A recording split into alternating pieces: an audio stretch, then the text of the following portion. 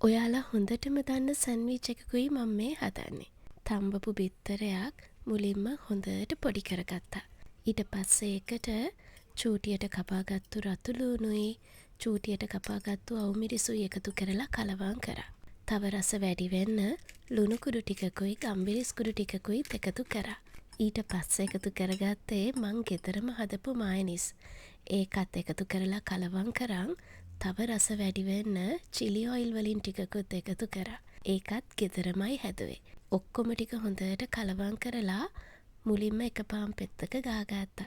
ඊට පස්සේ අනිත් පාන් පෙත්තෙත් ගාගෙන සැන්විච් එක හදාගෙන කපා ගත්තා. මේක ඉතින් ටෝස් කරලා හදන්නත් පුළුවන්. කොහොම හැදුවත් රසයි. මදි පාඩුවට තව සීතල කෝපි එකකුත් හදාගත්තා. ගොඩක් ස්තුතියි මාව අහන් හිටියටයි බලන් හිටියටයි මට දෙන ආදරේටයි.